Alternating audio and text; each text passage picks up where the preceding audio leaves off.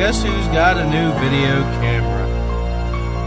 What is up, everybody? It's TCT here again, and I'm going to see my favorite slasher of all time. Of course, there's Freddy, there's Jason, and then there's the guy that started it all, Michael Myers. Halloween, the official John Carpenter sequel. I'm about to go in here, and I'm really looking forward to this. I've been looking forward to this since they announced it 2 years ago. Danny McBride, I just got to say thank you. I know you're one of the big reasons that this happened. Carpenter producing it. I'm pretty sure this is going to be a good sequel.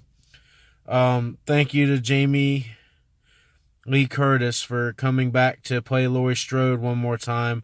I'm really glad that this is a spinoff instead of one of the actual sequels. I'm glad this is a direct sequel to John Carpenter.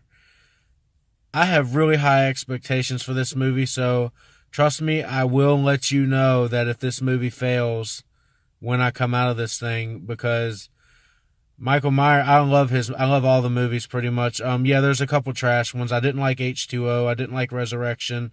I thought Rob Zombie's first one was okay. It wasn't great, but it was okay. I actually had a good time watching that in the theater. His second one was just junk. It was garbage. I couldn't understand it. Michael was just walking around like a hobo. He wasn't in the suit. It was just stupid. It should have never been made.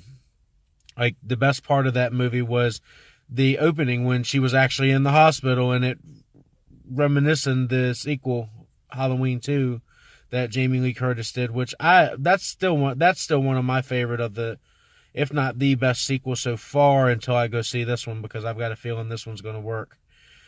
And not to mention, my favorite score in any horror movie is the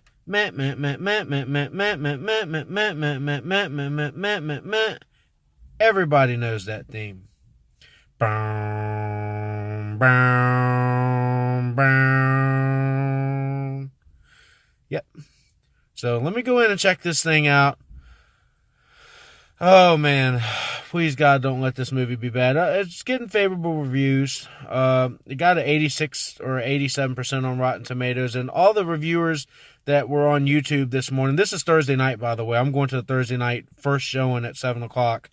Just so you guys know, on October 18th. I know it comes out on the 19th everywhere, but this is the 18th. I'm going into the Draft House, and I'm really looking forward to this. I've been waiting for this for a long time. A decent sequel to this for a long time. And they're like, well, this might be the last one. Please, no. You know, I mean, they need to keep the slashers going as long as they can. You know, those are the only three slashers left: Freddy, Jason, and Michael, and they really can't do much more with them. But they can do what Halloween is attempting to do, and that's do separate timelines, which I like that. I like that idea. It's a way to keep them fresh. It's a way to keep them revitalized, and that's pretty much going to save the slasher genre. So let's go inside and check Halloween 2018, the John Carpenter sequel.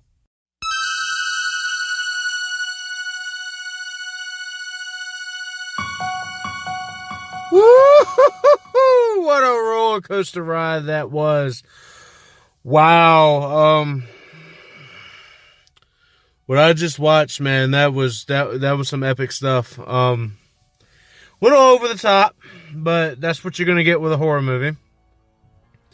But let me tell you this, guys. If you're a fan of Halloween, this is the movie for you. If you're a fan of the whole franchise, you're a fan, especially of the original, this is the movie for you. Michael Myers was nailed perfectly. Now, I know that a stuntman played him as well, but Nick Castle really brought him back to life.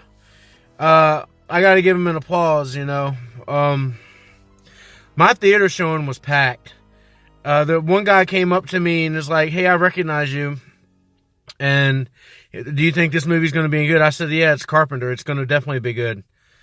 Danny McBride was actually speaking in an interview before the film. Here at the Draft House, they show a couple of pre-things, you know, pre-interviews and stuff. And he says that they wanted to bring back Halloween, but they wanted to do it in a way that didn't connect, so that it would be a fresh take on anybody who had never seen the franchise before. All you have to do is see the first one, and he says it's really easy for people to get invested. There were a lot of little kids in here. I was really surprised about how many little kids were in this film. I really were. I really was. Look, I'm speechless here. This is the movie starts off really slow, but it starts off at a good slow. It's a good story, good build, a lot of death. Michael did not play in this movie. When are people going to learn in Halloween films to not trick-or-treat in Haddonfield? He was just walking in people's houses, killing them left and right. Like, I mean, all you had to do was give out candy, and all he had to do was like, and if he saw you, you're dead. He walks right in your house and just kills you. And everybody in there was like, oh my God. There is a death at the beginning of this film that really surprises everybody, and you're going to know what it is. I'm not going to give any spoilers away, but it sets the tone that, hey, he's not playing around, man. And it's during the part where he breaks out. Everybody knows he breaks out. I'm going to let you know when it is. Oh my God. Like that, everybody in there just... I cannot believe they went that far. They go that far. They go that far. You don't see a lot of the deaths when he's walking through the neighborhood, but it's enough to be like, oh my God, he's not playing. Like, I mean, he's just out of his freaking mind. Like, he doesn't think it's Michael Myers from the original. And Jamie Lee Curtis, fantastic. Fantastic scenes. Judy Greer was fantastic. Will Patton, he was great in what he was in, but they could have done a lot more with him, I think. But they kept the focus on Laurie, which was good. The doctors, they were in it for as long as they needed to be in it. They just set up the story pretty much. This movie, this is one of the best. It brings back slasher films. Let me put it that way. It's been a long time since slasher films were a thing, and I was really surprised about how many people were in this theater at a Thursday night at 7 p.m. on a work night, a school night. There was kids. I mean, there was 10-year-olds and 9-year-olds in here, and they were yelling and cheering.